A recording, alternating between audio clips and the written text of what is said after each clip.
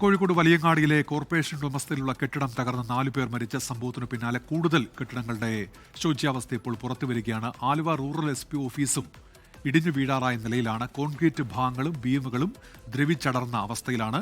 പുതിയ കെട്ടിടത്തിന്റെ പണി നടക്കുന്നുണ്ടെങ്കിലും ഇതുവരെ പൂർത്തിയായിട്ടില്ല. ലിഡിയ ജേക്കബ് തയ്യാറാക്കിയ റിപ്പോർട്ടിലേക്കാണ് ഇനി. ആലുവ റൂറൽ SP ഓഫീസ് കെട്ടിടമാണ്.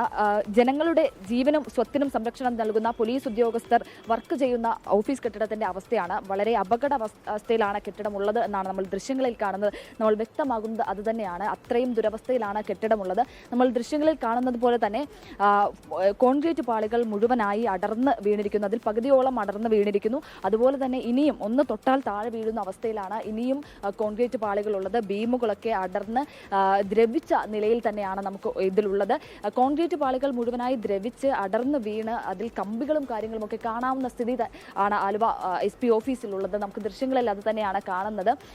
ഇതിൽ 1984 പണി കഴിപ്പിച്ച കെട്ടിടമാണ് എന്നാണ് ഉദ്യോഗസ്ഥർ പറയുന്നത്. പക്ഷേ ഇതുവരെയായിട്ടും കൃത്യമായിട്ടുള്ള റിനോവേഷനോ കാര്യങ്ങളോ ഒന്നും തന്നെ നടന്നിട്ടില്ല എന്നുള്ളത് കൂടിയാണ്. 2021 കെട്ടിടത്തിന്റെ ഫിറ്റ്നസ് തീർന്നു. പക്ഷേ അതിനുശേഷം മറ്റൊരു കെട്ടിടം ഇവിടെ പണി കഴിപ്പിക്കുന്നുണ്ട്. മറ്റൊരു ഓഫീസ് കെട്ടിടത്തിന്റെ പണി നടക്കുന്നുണ്ട്. പക്ഷേ അത് പൂർത്തിയായിട്ടില്ല. അതിന് 3ാം ഘട്ടത്തിലേക്ക് കടന്നിട്ടുള്ളത് മാത്രമേ ഉള്ളൂ. പക്ഷേ ഈ നിലവിലുള്ള ഓഫീസ് കെട്ടിടത്തിൽ ഏകദേശം 200ഓളം ഉദ്യോഗസ്ഥർ ജോലി ചെയ്യുന്നുണ്ട്. മറ്റുള്ള ആളുകൾ വന്നു പോകുന്നുണ്ട്, പരാതിക്കാർ വന്നു പോകുന്നുണ്ട്, നാട്ടുകാർ വന്നു പോകുന്നുണ്ട്. പക്ഷേ ഇത്രയധികം ആളുകൾ ഒരു ദിവസം കയറി ഇറങ്ങുന്ന ഓഫീസ് കെട്ടിടത്തിന്റെ ശോചനീയ അവസ്ഥ, അപകടാവസ്ഥയാണ് നമ്മൾ കാണുന്നത്.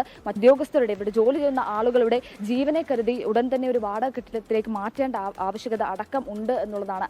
അതാണ് നമ്മൾ ദൃശ്യങ്ങളിൽ കാണുന്നത്. അത്രയധികം ശോചനീയാവസ്ഥയാണ് ദൃശ്യങ്ങളിൽ ഉള്ളത് എന്നുള്ളതാണ്. എത്രയും വേഗം നടപടി എടുക്കണം എന്നുള്ളതാണ് ഇവിടെയുള്ള ആളുകളുടെ ആവശ്യം. അതുപോലെ തന്നെ ഇവിടെ വന്നു പോകുന്ന പരാതിക്കാരുടെ, നാട്ടുകാരുടെ ഒക്കെ ആവശ്യം.